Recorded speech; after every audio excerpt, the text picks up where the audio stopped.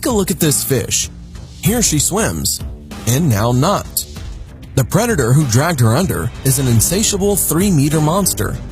He hunts for his prey in the most devilish way, burrowing into the seabed and leaving a small part of his body on the surface. It is called bobbit worm, and this animal really reaches an impressive size. To feed such a body, it needs to eat well, and for this, the worm has everything it needs. Razor-sharp jaws, similar to a bear trap, the ability to ambush, and incredible patience. This night horror has no eyes, no brain, but its multifunctional antennae, equipped with sensitive receptors, capture the slightest changes in light, which tells the worm about the approach of prey. He does not care who will swim over it. Whether it is a fish or an octopus, the worm will not disdain anything. And here are how these worms look in an aquarium. Here they can be fully considered. Most specimens of bobbit worms were found not in the ocean, but by chance in saltwater aquariums. They enter aquariums by hiding in rocks and soil, which are taken from the ocean and then slowly grow without attracting attention. In 2009, the giant bobbit worm was discovered at the Blue Reef Aquarium in England. He was noticed after the aquarium workers dismantled the tank to understand why all the fish disappeared.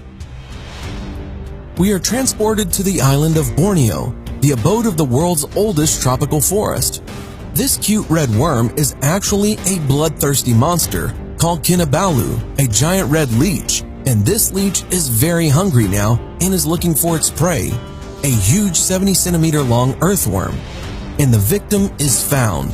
Carefully examining the body of the worm, the leech is looking for where it ends, after which it proceeds to the mill by sucking the worm inside itself like spaghetti. Amazing sight. The worm fights with all its might, but all its efforts are in vain. Nothing will help it. The leech sucks it, squeezing it in his muscular throat. This leech food will last for a whole month before it has to hunt again. Next, we have something incredible. This is an Asian sheep's head wrasse, and you can believe me, today this fish will surprise you. This is a male. According to the females, he is very attractive. Its length is about 1 meter, weight is about 15 kilograms. He is much larger than a female, who is now swimming near him, and he is ready to breed.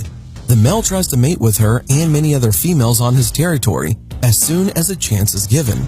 However, females aged 10 years and older do not pay attention to his courtship. The fact is that when the body of the female reaches a critical size, an amazing metamorphosis occurs with her. In just a few months, certain hormones begin to be released in her body, and as a result, soon a real huge male swims out of the cave where the female swims. Along with this, character is changing. An old male who rules all females before this is called up for a duel.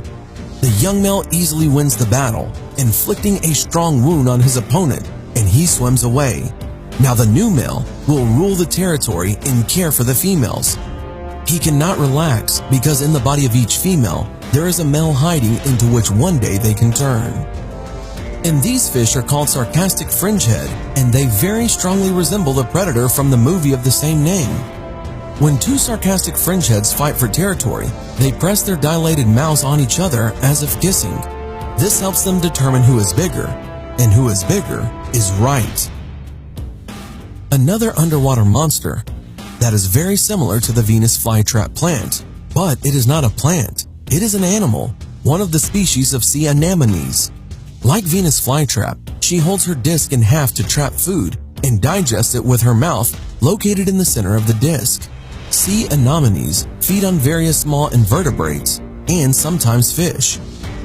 Their appearance is reminiscent of creatures that came straight from horror movies. What do you think about these creatures?